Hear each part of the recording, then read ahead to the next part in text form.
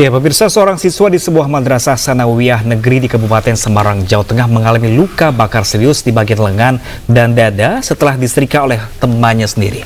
Diduga aksi penganiayaan dipicu karena salah paham dan saling ejek. Negeri di Kabupaten Semarang, Jawa Tengah disetrika oleh temannya sendiri. Korban berinisial D yang masih berusia 14 tahun mengalami luka bakar di bagian lengan dan dada. Menurut Wakil Kepala Sekolah MTS, aksi penganiayaan bermula saat korban dan pelaku tengah sholat maghrib di sekolah. Pelaku yang telah selesai lebih dahulu mencoba bersalaman dengan korban, namun tidak direspon oleh korban karena korban belum menyelesaikan sholatnya. Rupanya salah paham tersebut berlanjut hingga pelaku dan korban ke dalam kamar. Tak disangka, pelaku berinisial F yang juga kelas 8 tega menempelkan setrika panas ke tubuh korban sebanyak 3 kali. Dengan luka bakar serius, korban pun langsung dilarikan ke rumah sakit terdekat. Selain ketegangan sebelumnya, diduga penganiayaan juga dipicu karena saling ejek dengan memanggil nama orang tua. Pelaku itu masuk ke kamar korban sehingga terjadi kejadian itu, Pak. Ya. Kurang lebihnya. Itu berarti disetrika, Pak? Di apa, Pak, korbannya itu, Pak? Betul, disetrika, Pak. Berapa kali itu, Pak? Menurut pengamatan dan juga pengakuan korban dan juga pelaku, itu ada 3 titik. Akibat kejadian tersebut, orang tua korban telah melaporkan ke Polres Semarang dan kasusnya kini tengah ditangani oleh penyidik. Dari Kabupaten Semarang, Jawa Tengah, Lurisa Lulu, iNews melaporkan. Dan untuk mengetahui informasi lebih dalam mengenai kasus siswa MTS disetrika teman, kita sudah terhubung dengan Kasat Reskrim Polres Semarang AKP M. Aditya Perdana. Selamat siang, Pak Aditya. Selamat siang, Mbak. Iya, polisi sudah menerima laporan soal siswa disetrika ini, Pak.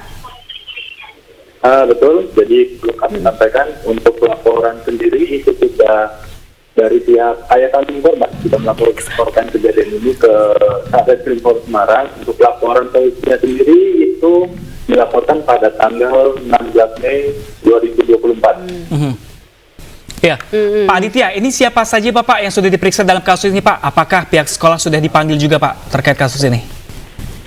Baik, terima kasih untuk saksi-saksi yang sudah kami periksa. Di antaranya itu yang pertama yaitu terkait dengan korban anaknya sendiri, kemudian juga sudah kita lakukan pemeriksaan kepada saksi-saksi yang melihat langsung kejadian, dan juga kita lakukan pemeriksaan kepada tenaga pengajar di sekolah tersebut, dan juga kita sudah lakukan pemeriksaan juga kepada orang korban.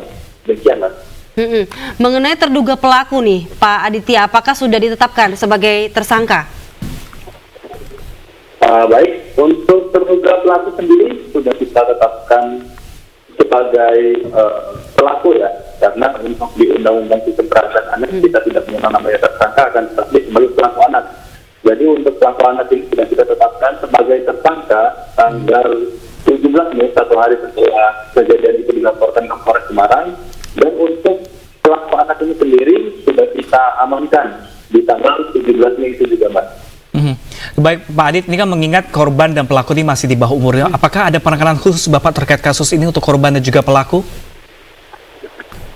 Untuk penanganan khusus sendiri itu dikarenakan kita menggunakan Undang-Undang Sistem Peradilan Anak, tentunya kami dari Satreskrim Polres Semarang bekerja sama juga dengan Bapak Semarang dan juga Dinas Sosial Kabupaten Semarang untuk melakukan pendampingan, baik itu dari korbannya sendiri dan juga saksi-saksi yang masih dalam taraf anak dan juga pelaku anak itu sendiri. Demikian, Mas. Bagaimana dengan korban, Pak? Bagaimana kondisinya saat ini? Pasti sangat trauma. Untuk kondisi korban, dapat kami jelaskan untuk korban sendiri saat ini masih dalam rangka perawatan. Akan tapi untuk perawatan sendiri ini dilakukan di rumah, dan juga korban ini masih lakukan perobatan rawat jalan. Perobatan rawat jalan ini sendiri itu setiap harinya, setiap hari itu berobat di Rumah Sakit Suryati Kota Salatiga, Mbak. Oke, Bapak ini kejadian tersebut ini apakah benar Bapak kami ingin memastikan dipicu karena saling ejek atau saling panggil sapaan dengan nama orang tua? Jadi betul, dapat kami jelaskan awal mula ini kenapa si pelaku anak ini dapat melakukan hal tersebut dikarenakan di awal-awal itu ada saling ejek senjata dari korban maupun pelaku itu sendiri saling menyebut nama orang tua penjenengan.